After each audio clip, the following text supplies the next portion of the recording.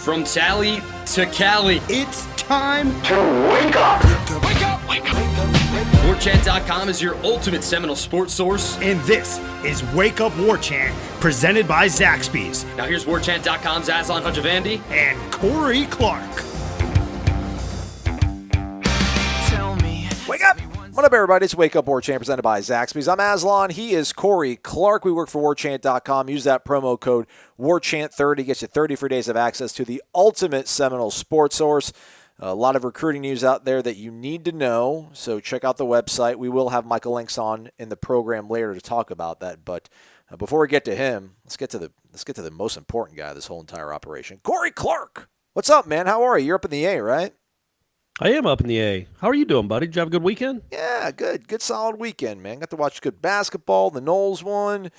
Weather's getting nice. Went on another date with a young lady. Things are going good. Everything's trending well. Okay, good, man. I'm happy for you. Good date? Like, is it a third date, an eighth date, a 12th date? It was second date. Okay. But yeah, I think third date's on the horizon. It's going good. We're gonna take it slow. It's gonna go day by day, one foot in front of the other. Well, that's what you got to do. You don't want to. Yeah, exactly right. You don't want to force anything. Obviously, you just want to be cool and let it come naturally. Whatever ended up happening, buddy. Just want to take what the defense gives me. Just taking what the defense gives me. Sure, exactly right. Not forcing anything into the windows.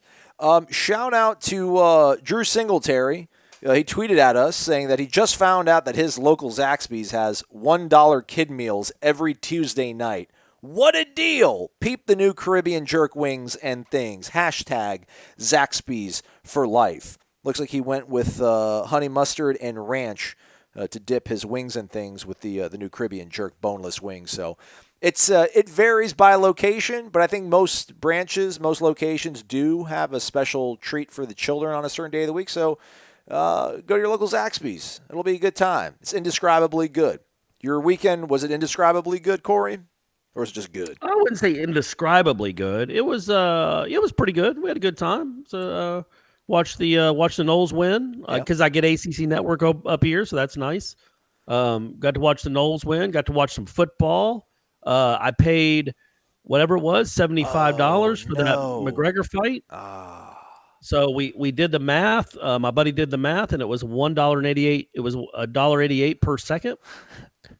So I felt pretty good about that. And that's the thing, man, is I have no idea about UFC stuff. I don't know who's good. I mean, I've obviously heard of Conor McGregor.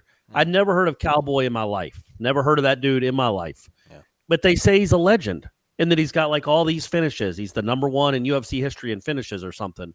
Whatever that means. And I'm like, okay, this must be a pretty good fight. My friends were excited for it. So I bought it.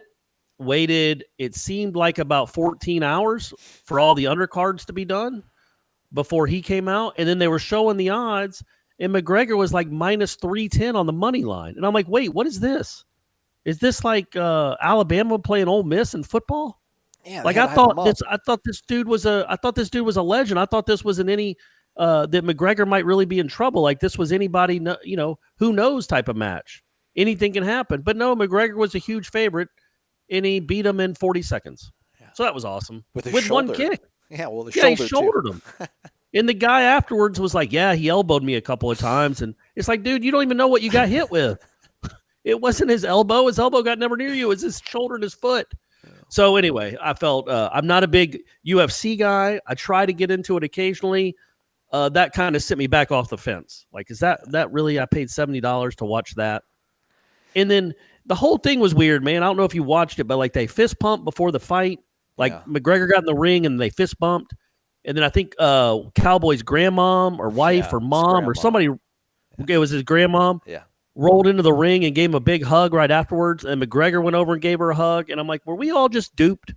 Did we all just get duped? Did they set this up?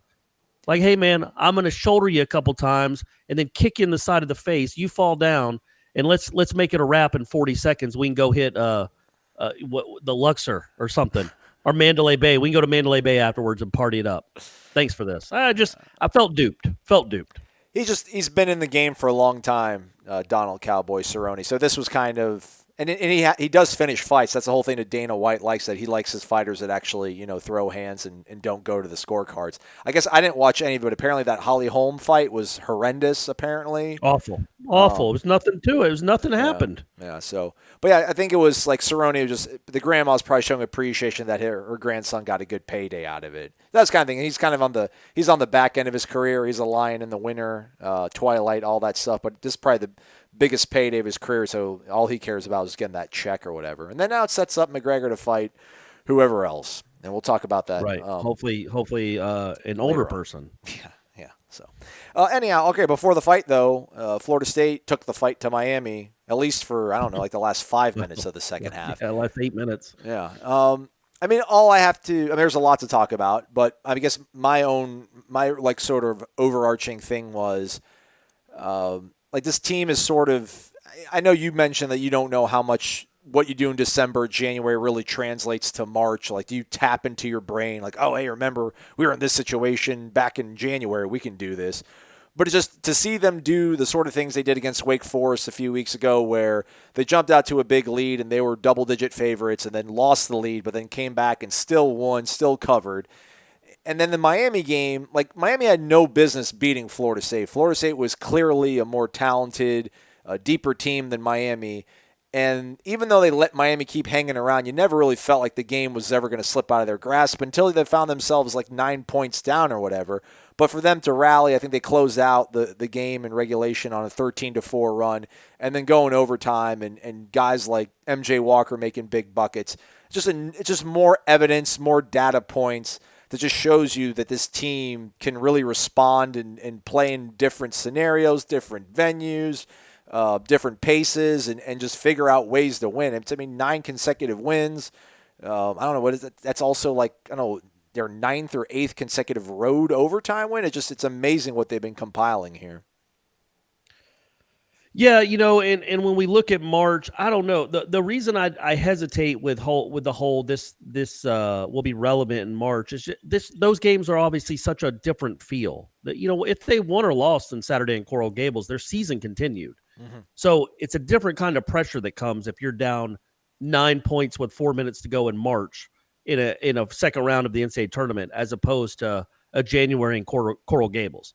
So I don't know if you can take a ton from that. I think what you do take when you watch this team, in my opinion, and I think also, and I'll talk about this a lot, I'm sure, over the next couple months, is just enjoy the journey too, man. Like, only one team is going to end the season cutting down nets. But so far, this has been a really enjoyable season if you're a Florida State fan. Just you can't help but like this team a lot because they get behind, they play hard. They get up, they play hard. They win 8 in a row, they still play hard on game 9. And I thought they played plenty hard on Saturday. I thought the problem is their offense was bad in the first half, at least the first 15 minutes. MJ Walker got 2 fouls, and they just sat him. That's what Leonard does. He's just going to sit you if you get 2 fouls, even if it's in the first 2 minutes of the game. And their offense wasn't good. But I thought they played hard. They got a lot of turnovers. But what happens, especially in the ACC, man, like every team has dudes that can really play. And Vasiljevic can really shoot. He kills Florida State every time they play him. And then the Likes kid, what can you do on some of those? Yeah. Those are just nutty shots. So if you let a team hang around at home, chances are one of those really good players or one of those really good shooters just gets unconscious and you lose the game. I'm sure Virginia fans feel the same way about Anthony Polite. Like, it's just that every team in the ACC has 3 or 4 guys that can do what Likes and Vasiljevic were doing. And some of it was kind of bad luck too, man. Like, they really Vasiljevic took a crazy 3 where they challenged him, extended, contested. I think he airballed it, but right to a teammate who then fumbled it around and kicked it right back out to him, and he was wide open at that point and then knocked it down. There were things like that were happening to Florida State. But they were down 9. It would have been easy to say, you know what? Even if we lose this game, we're 5-2, we're 15-3, we're probably still ranked in the top 10. It just wasn't our day. They made some crazy shots. We couldn't get much to fall. Oh, well, we'll get Notre Dame next Saturday. But no, that's not what this team does, man. That's not what this program does. And it's something that I hope that Florida State fans appreciate no matter what happens in the big tournament. Because what this program is doing now, like you said, they've won whatever it is, 8 overtime games in a row or 9. They're 18-2, I think, in their last 20 regular season ACC games, or 17-2. I mean, they're 16-2 right now. They're 16-1 in their last 17. It's after losing all the kids they lost. Like, that's a column that I'm writing is about, like, I talked before the season. I thought their ceiling was like an 8 or 9 seed in the NCAA tournament. Right. Not because I don't think Leonard can coach, and not because I don't think these guys are talented, but they were so inexperienced and so young, and they lost so much talent in production off last year's team. Florida State isn't one of those programs you wouldn't think traditionally that you lose 6 of your top 8 players or 6 of your not top 9 players and just reload. And be like, oh well, we're like Kentucky. We just we reload. We don't rebuild. Like this will be nothing. We won't miss a beat. And now they're going to be, we don't know for sure. When you're listening to this, there's a chance the polls have already come out. They're going to be top 5 in the country after losing Terrence Mann, Fiondo Cabangeli, David Nichols, PJ Savoy, Chris Kumaji. I mean, that's Phil nuts. Kofer. Phil Kofer. I mean, you lose 6 of your top 9. You lose the most, basically your whole starting lineup except for Trent Forrest. And MJ Walker, I guess, started last year, but there were times where he'd play 11 minutes in a game last year. And then your record is even better. And you're winning on the road, you're winning at home, you're beating Louisville on the road. It's a really remarkable what they've done. And I hope no matter what happens 2 months from now, that people appreciate exactly what kind of spirit and what kind of just what kind of program that Leonard and his staff has built. Because I didn't know, I'll be honest, I didn't know this was possible at Florida State. Yeah. And it is. We're living through it. So it's pretty cool.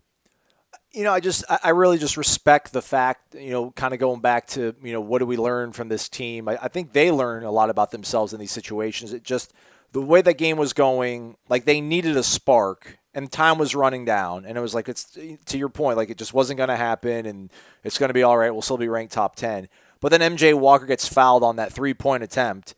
And like everything just changes. Like they were given, that's the thing. Like Florida State's that team now. Like you give them breathing room, and then they'll find a way to make that fire grow even hotter and higher. And then they totally turned it on and tied the game up. And it was crazy the way that game finished. It was nuts, man. It's to see this team with all these new pieces figure out a way to pull it out. And, a guy like MJ Walker's starting to kind of rise to the occasion.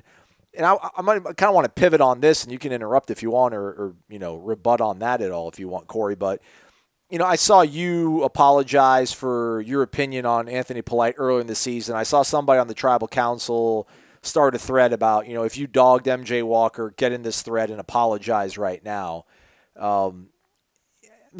Is that the way to do things? Is that the way that we do business in 2020 or whatever? But or does this mean that like Anthony Polite now is like a lights out shooter and MJ Walker now is going to be dependent on to pull this team like even to further heights than we thought? Because I don't know. I mean, there's been a long time where the prevailing wisdom has kind of been this team will go as far as MJ Walker can kind of help them get. Like MJ's not going to be the best player on the team, but if he has one of his hot shooting nights, this team can beat anybody. Like, is that where this team is?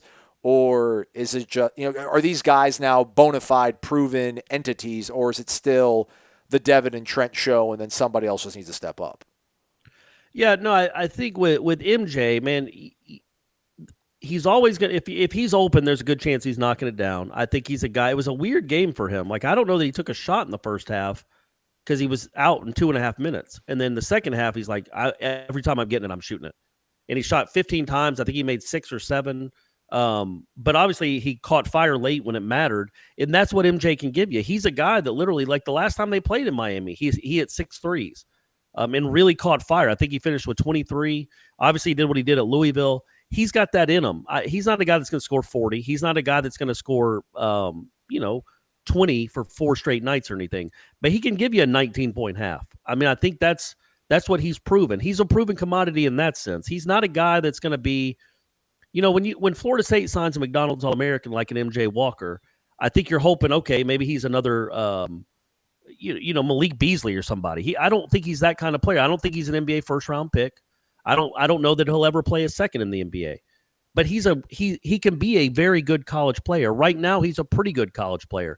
He plays hard on defense. He's good on defense, and he's sporadic on offense. And that might just be what he is. I don't know that, I get why people have been frustrated with him. There are times where he just disappears. There are times when he feels like a net negative on the court.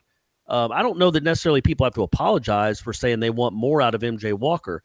But I do think these last 2 or 3 weeks after he's gotten healthy, And once conference play has started, he's been a very good player. He's been a good college basketball player. He's showing you potential of what he can be for the next year and a half. When it comes to Anthony Polite, man, so, he redshirted his first year, which is never a great sign in college basketball this day and age, in the modern era to redshirt. That means you're not really a part of the plan there that first year for Florida State, obviously. Then his next year he comes in, I think he averaged like 7 minutes a game in conference play. I think I'm not 100%, but I'm pretty sure he hit 2 3-pointers in ACC play all of last season. So taking that in mind, what he did last season, and then I went and watched a preseason scrimmage with Anthony Polite, and it looked a lot like the guy I saw last season. He'd drive in the lane, he'd get stripped, he was missing some threes. And, again, that's one game. It's just such a small sample size. He had done a lot of work in the offseason, but that one scrimmage, I didn't see it. So I wrote a blog about that preseason scrimmage, and I wrote that Anthony Polite, along with another player that I won't name, I don't know if they can ever contribute heavily at this level for a Florida. I don't know if they're a Florida State caliber player, is what I wrote. Well, I was wrong on Anthony Polite, man. No matter what, he's going to have games where he doesn't score. He'll have games where he's not very good, I'm sure. But he has proven that he is a Florida State caliber rotation player. Meaning, number one, he might be the best defender on the team. Like, Likes made some shots over him, but they weren't easy. Like, Polite moves his feet, he stays in front. He's a really good defender, man. He had 5 steals in that game, but he's also a guy that's shown a propensity to knock down big shots. He knocked down a big one against Miami. I think they were down 6 in the second half, and he buried a 3. He also got a steal and made a layup there during their run. I did not think this was even in him at all. I thought, and I tweeted this at somebody, that I thought there was a better chance that he would transfer than there would be him being a rotation player like this, of this magnitude. But he is a key force on this team, man. He is a really big deal. And that's credit to him, man. Number one, so it's credit to Leonard and the staff for developing and evaluating, but it's also credit to the kid. Like, he could have gotten bummed out by last year. It was his second year on the team. Now, there wasn't a lot of minutes to go around. There weren't a lot of minutes to go around on that team last year anyway. But when he was out there, he was not very good. And so for him to come back and be this dude, man, that's great for him.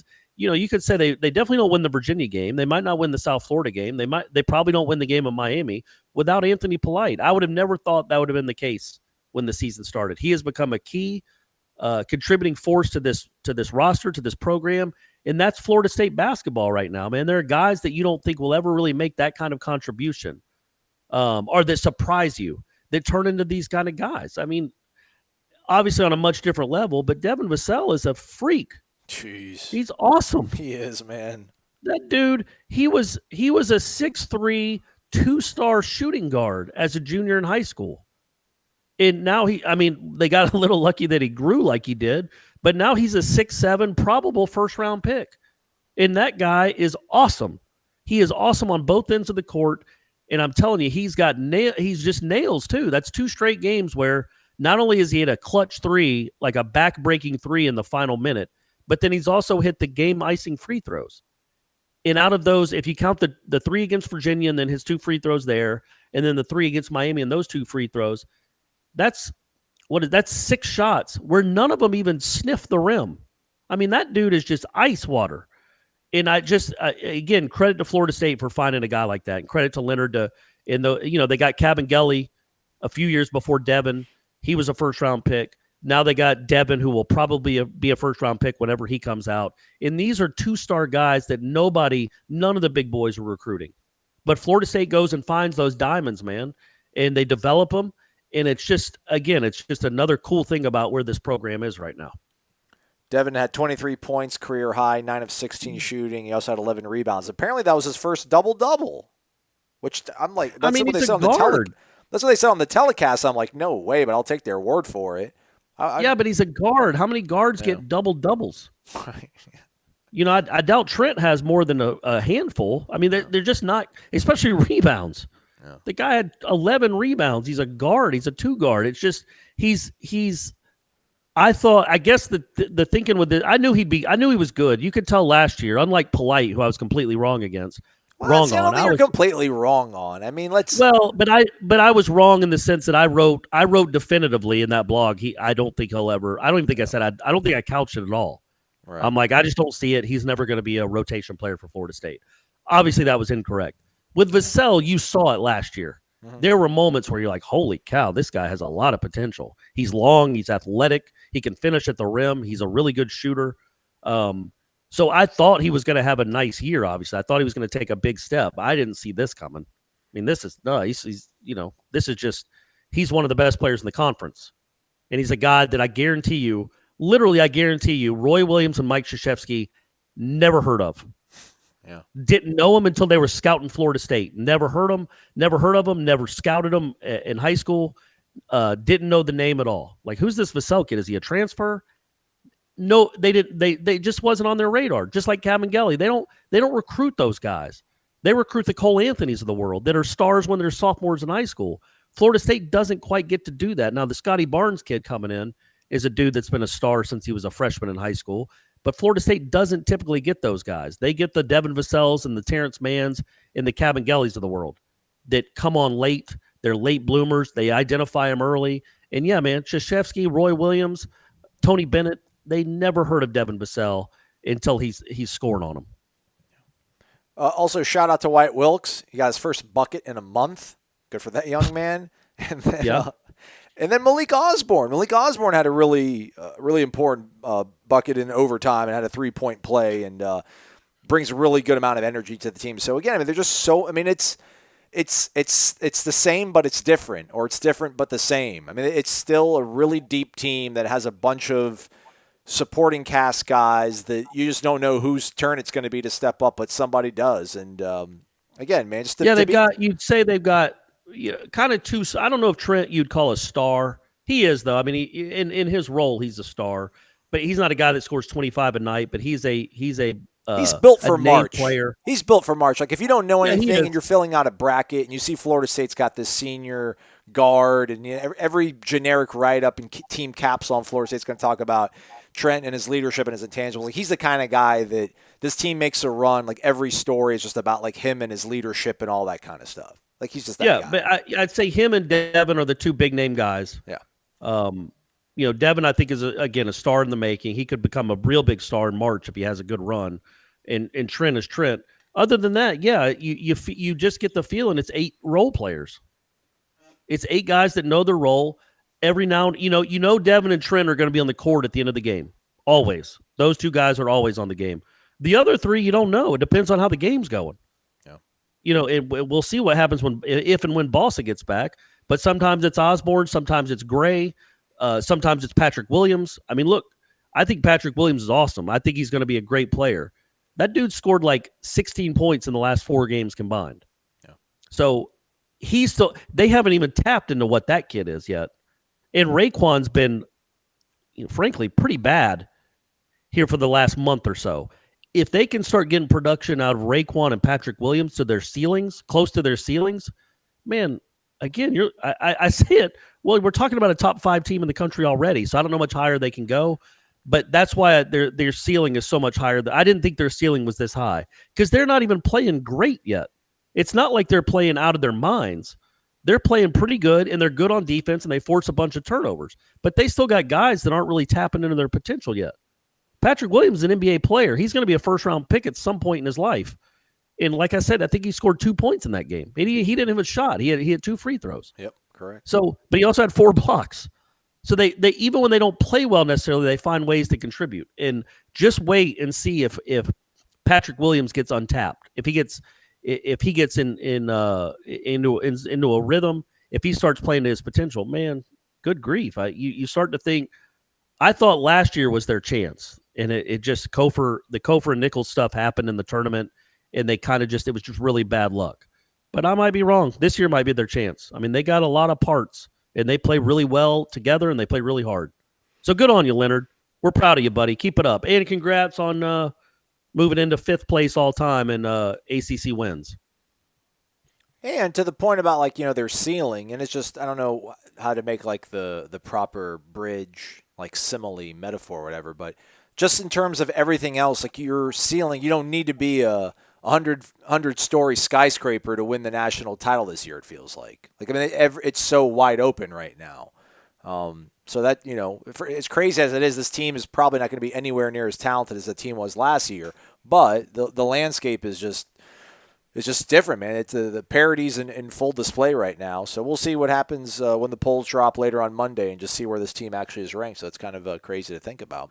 What's even crazier to think about, Corey, is being probably, I don't know, one of the top 2 running backs that's draft eligible and coming back for another year to hang out by Clemson, South Carolina, the campus of the lake, right? Yeah, man, when I saw that, I was just, I was dumbfounded. Like, it's cool, man. I would never tell a kid, I would never begrudge a kid. It's his decision. It's his life. He wants to do it. It's fine. I just don't understand it. I don't understand it. He's won a national championship. He's been, I think, the ACC Offensive Player of the Year twice. He's going to get drafted. And what could he possibly do in 2020 that will up his draft stock? I mean, it's out there. He's got 40 games of film out there. Yeah.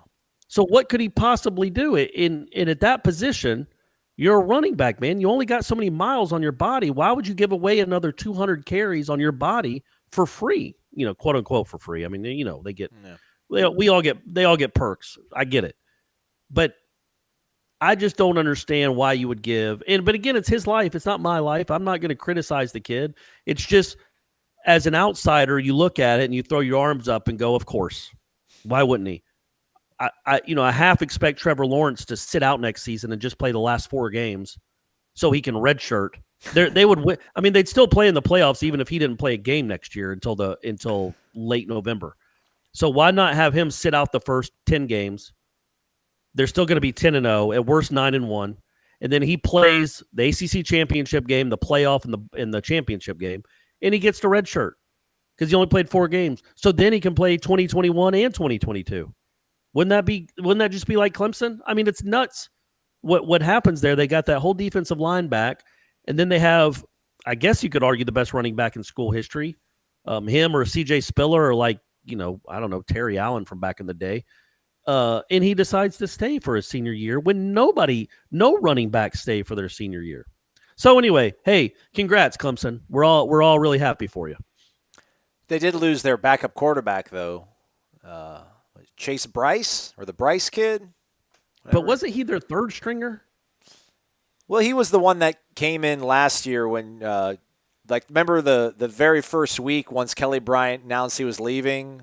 Trevor. Yeah, but that was 2 years ago. Yeah, but I'm saying, I mean, at that point he was the backup. I don't know where he is now. Yeah. I don't know if he got any burn against Florida State this past season. No, I thought they brought in the Pontchartrain guy.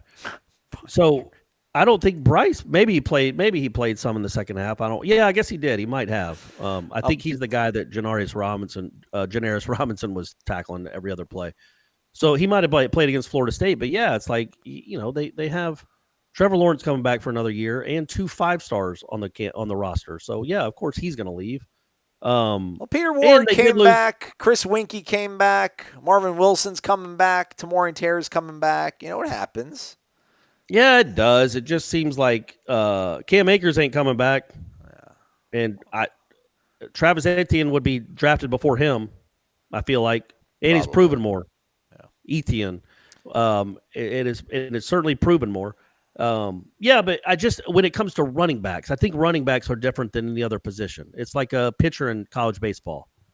If you're going to be drafted a certain round in college baseball, there's no reason, with as much risk and as much wear and tear is going to be on your arm, there's no reason to give away all those pitches for free. Go get paid for it. There's no reason to give away those carries for free when you could go get paid for it. And I know people say, I saw this on Twitter right away, is like, well, he was only projected to be a second or third round pick. He wasn't going to be a first round pick.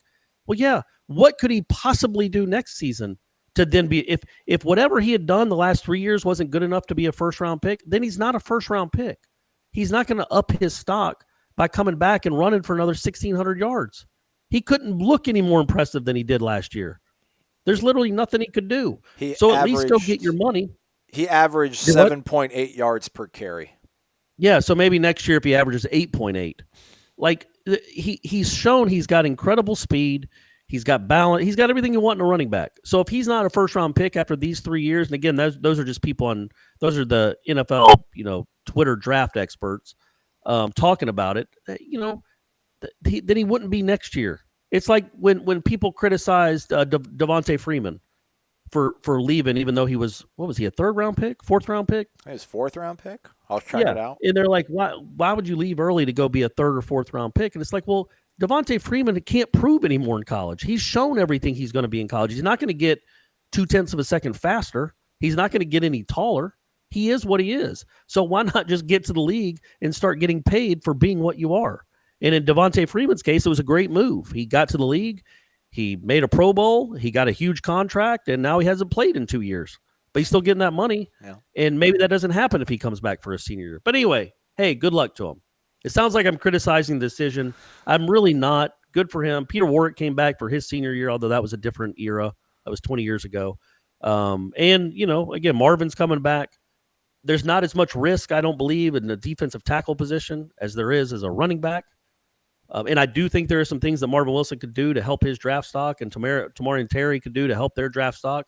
I don't know what Travis Etienne could do to help his draft stock. He's just awesome, and he's proven it for 3 straight years. But, hey, man, it's your life. It's your decision. I really do. This isn't sarcasm. I really do hope it works out for him. He seems like a nice kid, and he's an awesome college football player. Devontae Freeman, 4th-round pick, 103rd overall, 2-time Pro Bowler. And he's going to leave. Whenever his career is over, he'll have pocketed, I don't know, $25, $30, $40 million, $50 million. He's had a nice life. It was a really good decision on his part. And there's nothing he could have done in 2014 to become a first-round pick. Right. Maybe he could have worked his way up to the 3rd round. I don't know. But he'd already run for 1,000 yards on the best team in the country and scored a bunch of really important touchdowns and ran over people. I don't know what else he could have done. He couldn't have done anything in 14 that would have made him a much higher draft pick. So I just think with running backs, it's different. Get out there when you can. But, of course, Clemson's didn't. See, I don't know.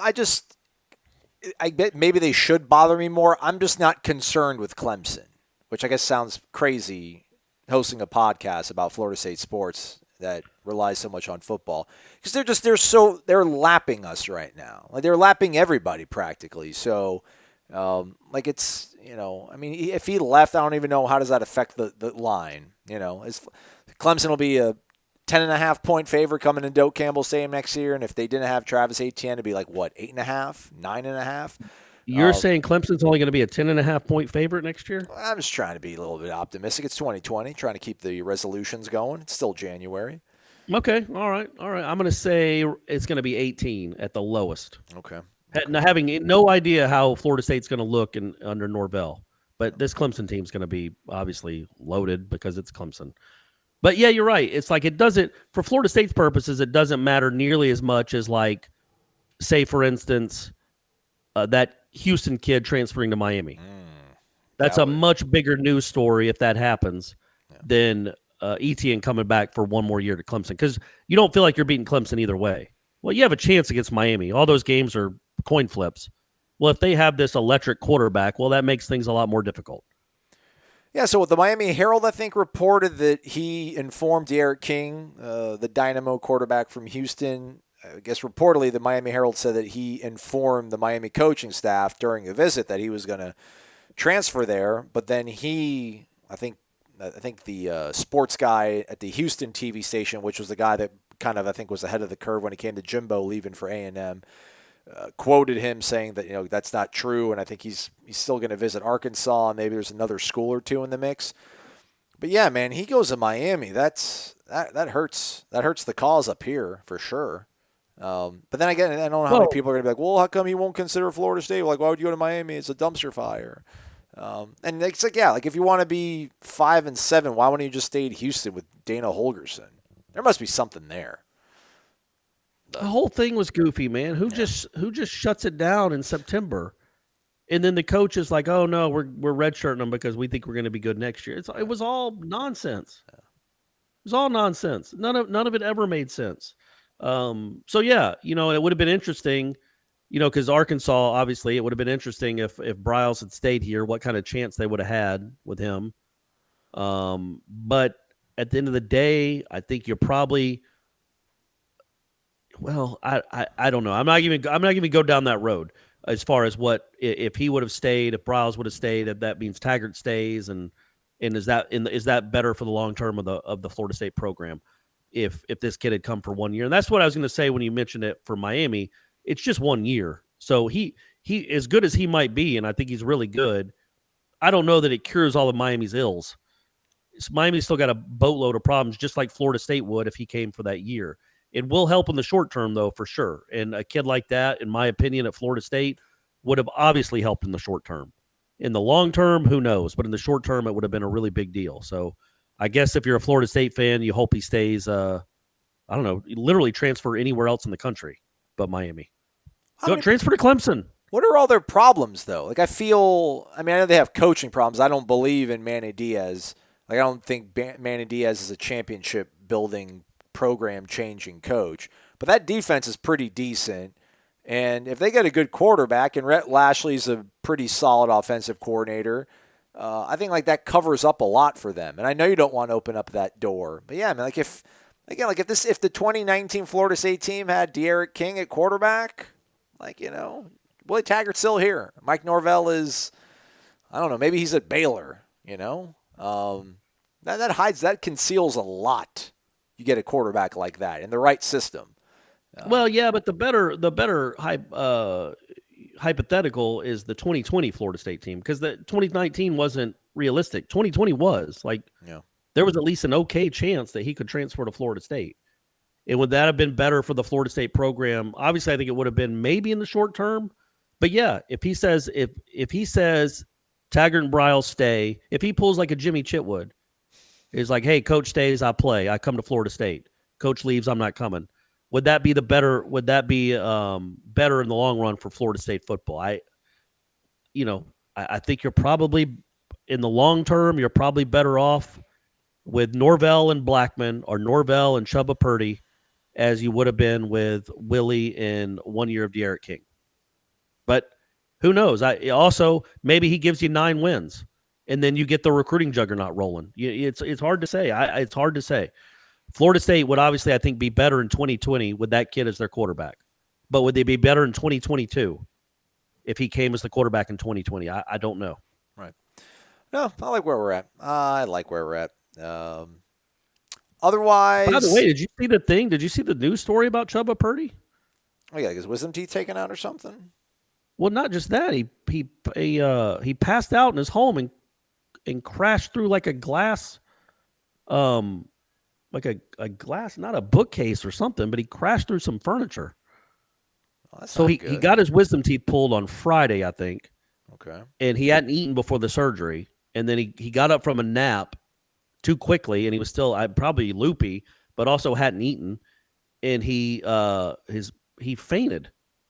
And he fainted right into this glass case, and his parents called 911 because his eyes were rolling in the back of his head. Jeez. And then it turned, the paramedics got there and said, no, he fainted. He's fine. Just, I guess give him something to eat. But yeah, how about that? And then his dad, apparently, according to the story, his dad was up in his room recovering from kidney stone surgery. Family's falling apart. What kind of family are we hooking up to here? Come on, Purdy's. Get it together. The quote from the Arizona Central from his father, he broke the cabinet door and went through. I hear a big crash and my wife is screaming that he went through the cabinet. I pulled him out and put a pillow under him. His eyes were in the back of his head and he was moaning. That's not good. He was treated at home, didn't have to go to the hospital, though. Everything's going to be okay. I mean, if you want to get like I guess a glimpse, a day in the life of trying to play behind a Florida State offensive line, maybe you get your wisdom teeth taken out and just fall through a glass cabinet. I don't know. I don't think it's anything about it being glass. It said that he hit his head on a granite countertop. There you go. That's playing behind the Florida State offensive line, isn't it? Just bang your head against a granite countertop. That's perfect. I mean, Dillingham might have told him to do that. Paramedics just get used to that feeling. Yeah, paramedics said he did not suffer a concussion. Look at that. Amazing. Okay, it's all good then. He's unbreakable. That's fantastic. He is. Well, he did faint after wisdom teeth surgery, but yeah, that's good. And his dad apparently was in good enough shape after a kidney stone surgery to, rush downstairs and put a pillow under his head. So it's a tough family. You just hope they're not injury prone. No, he's good. He'll be durable. Otherwise, quick news and notes. The defensive analyst that Florida State had brought from Marshall, who left the on-field job to come be an analyst, which was a big deal, apparently is going to be the DB's coach at Colorado State. And Florida State has quickly replaced him with Tim Ice Harris's son, Brandon Harris. So they do have a South Florida flavor back on the staff. If people, maybe that'll be good enough for Luther Campbell. Then. Yeah, that's all about. Let's acquiesce to the whims of one Uncle Luke. And shout out to T-Buck, got hired at Ole Miss as their DB's coach, and Derek Nicholson. Former Florida State linebackers, younger brother of A.J. Nicholson, Mount Tabor High School, Winston-Salem, North Carolina, stand-up, going to Louisville apparently to be their linebackers coach. So look at that, man. All right, that's good. And also congrats to Derek Nottie and Cam Irving for getting to the Super Bowl. Yeah, what's going on with my boy Cam Irving? I felt like they signed him to a pretty good contract, and he was starting for a while, and he's not any longer. I don't know. I think he's healthy. Yeah, I mean, you see him dressed out for games. Yeah, I know he had to start. He started or played. They plugged him in when one of the guys got hurt. But yeah, I think he might be their sixth lineman.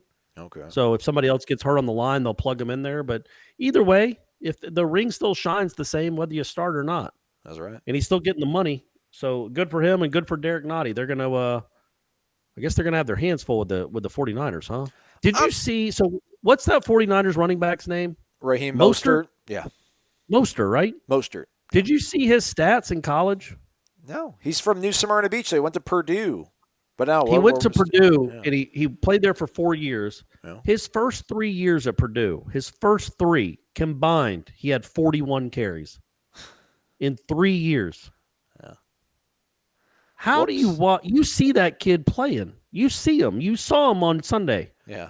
Who did Purdue have? Did they have Todd Gurley? How does that guy, and I know the answer to that. How did that guy that looks like that, and I'm sure he's gotten, a little bit bigger and maybe a little bit faster since he played at Purdue. How in the world does that guy get 41 carries in 3 years? That's nuts. How does that kid get out of the state of Florida?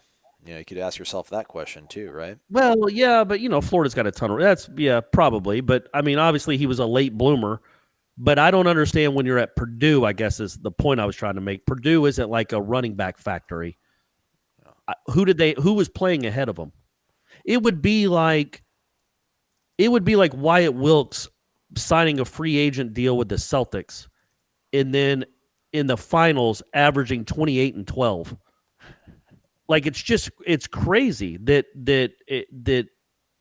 guy was on campus for 4 years and never had a 100-yard game.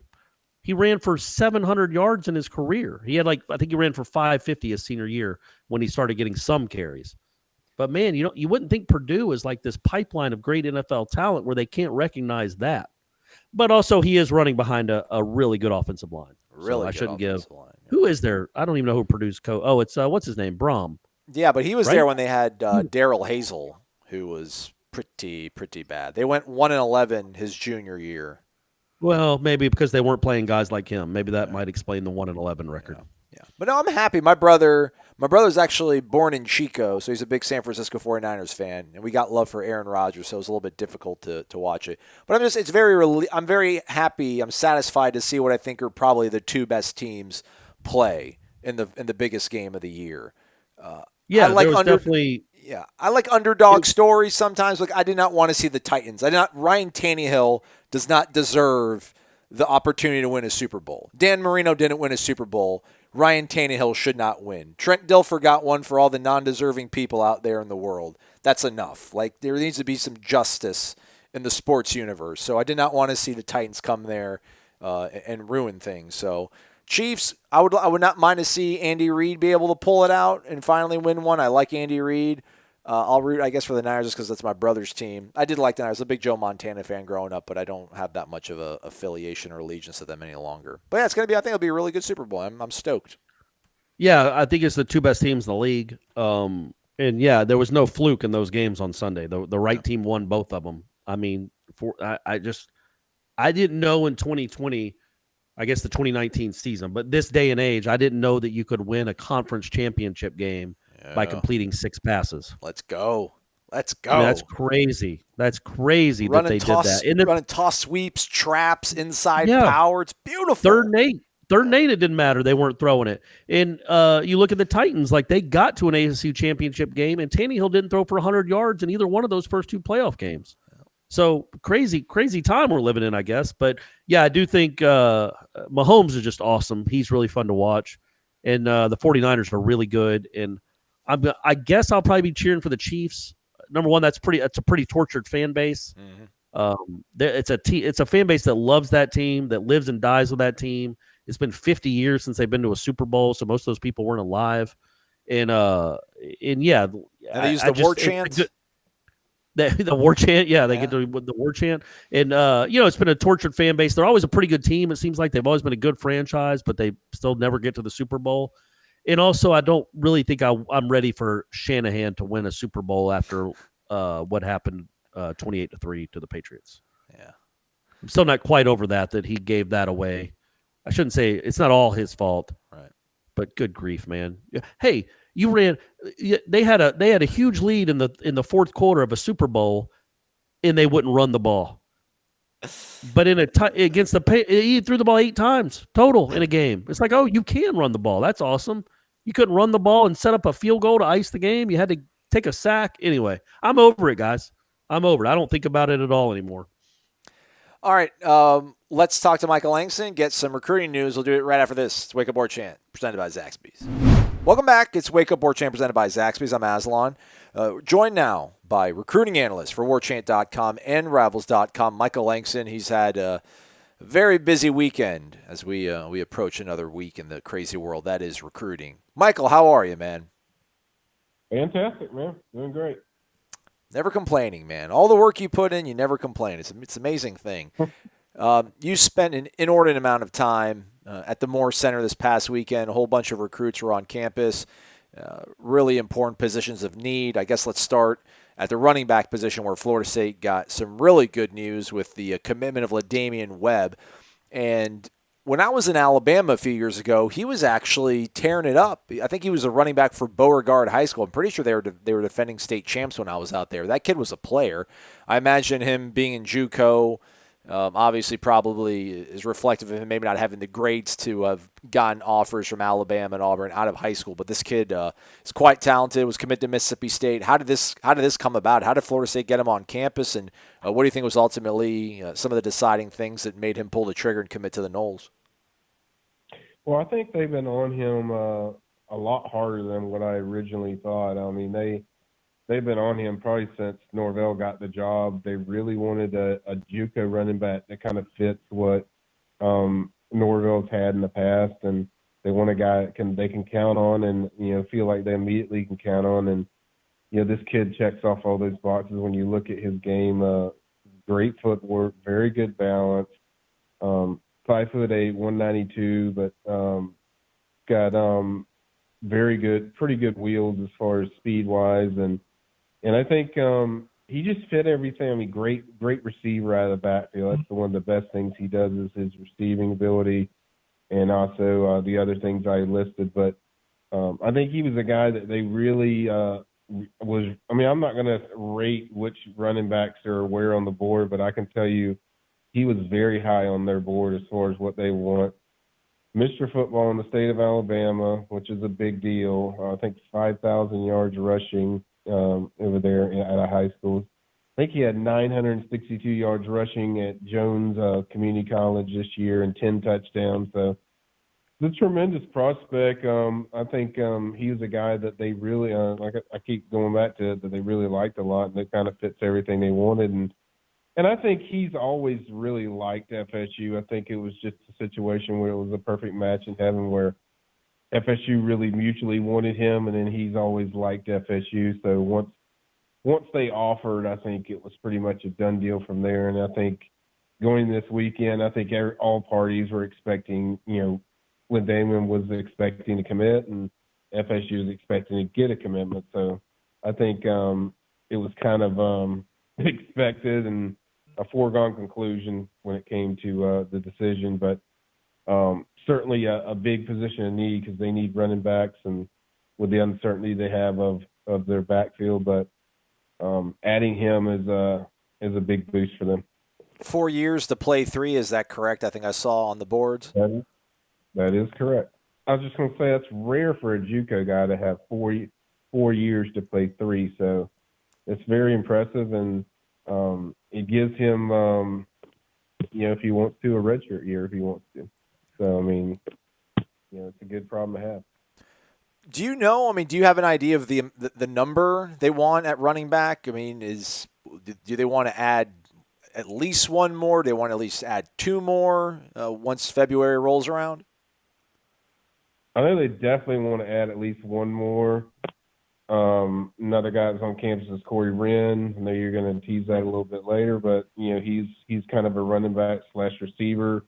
I feel really good about him based on everything I got from the visit, but I think I think at least one more. But don't be surprised if they add 2 more, along with this guy. I think they really want to solidify that running back position because Norvell seems to use a lot of running backs in a lot of variety of ways. He doesn't use the running backs in your conventional way that people are used to. He just lines them up all over the place. So we've seen that at Memphis when you look at, he had like 3 different type of backs that played there. So I think he's going to use a lot of backs. So I think he wants a lot of them at his disposal. And if he can get 2 more, I think he's definitely going to get 2 more. And obviously if I had to pick 2, I'd say, Wren and then Dejon Edwards would be a guy that he'd be really high on. But I think the main key is getting 1 more, because if you get 1 more, then you've met your quota. So if you get that next guy, great. If you don't, it doesn't hurt you that much. So I think it's more of a luxury to add 2 more, but I wouldn't be surprised if they add 2 more. Michael's got more information on Corey Wren on the premium recruiting board, some information, some intel about some of the bonds that are already kind of being forged with some of the new additions at Florida State, whether it's coaches or on the roster that are helping create some good momentum there. So check that on the premium recruiting board. Use the promo code WARCHANT30 to check it out. Outside of running back, obviously offensive line, a huge position of need. So let's get right to it. Robert Scott, current Ole Miss commitment, 6'6", 295-pound offensive tackle out of Conway, Arkansas, was on campus. How did he look off the hoof, and what was your sort of feel after talking to him? He is massive. By the way, I found this out this weekend.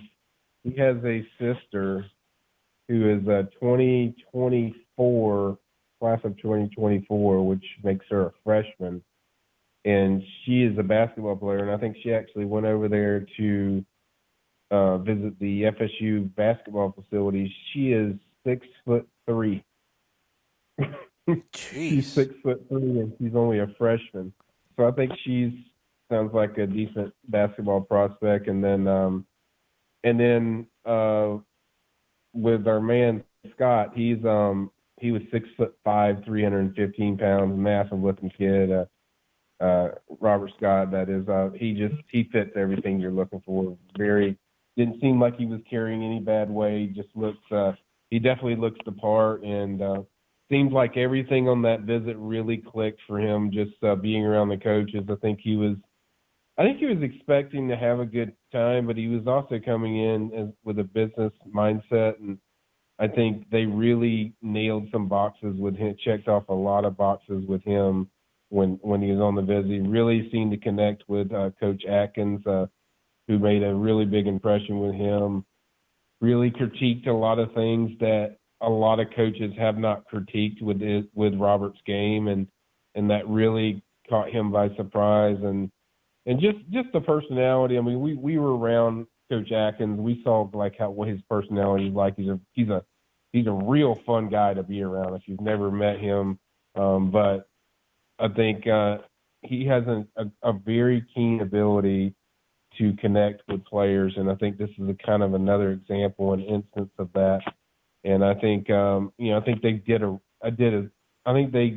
did even better than what they expected coming in the visit. I think he still has a visit left to Arkansas, but I think I think the FSU is the team on his mind, and then the momentum I hear from the visit, and even after the visit, and even from those close to Robert, is they feel like, FSU's the team to watch now.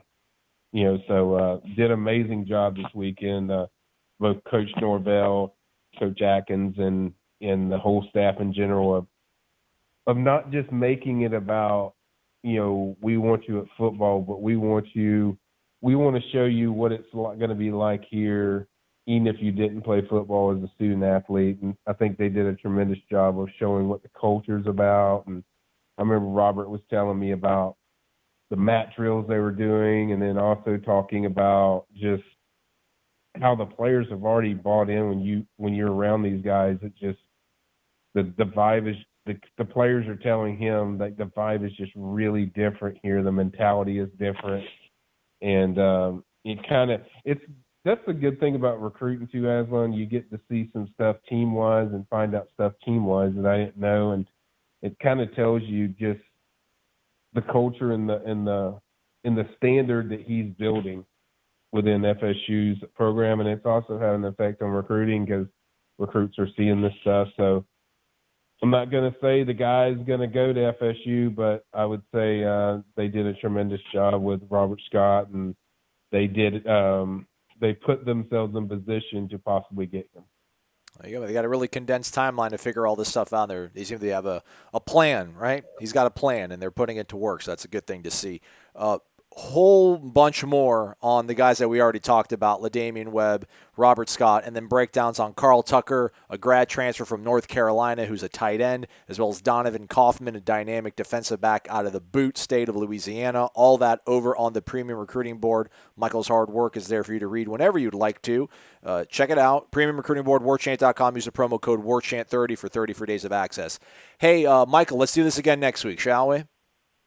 You got it. All right, he's Michael Langston. I'm Aslan, and for Corey, thanks for listening to Wake Up Warchant presented by Zaxby's. Zaxby's Caribbean Jerk Chicken is just like a vacation in the tropics, only without the sunburn, or the dive-bombing seagulls, or all of that pesky sand. How'd it get in there? Well, at least it tastes like the tropics. Enjoy our famous chicken tossed in a tropical blend of spicy habanero, fruity mango, and exotic island spices. The Caribbean Jerk boneless wings and the new filet sandwich meal. 2 more reasons you'll get a kick out of Zaxby's.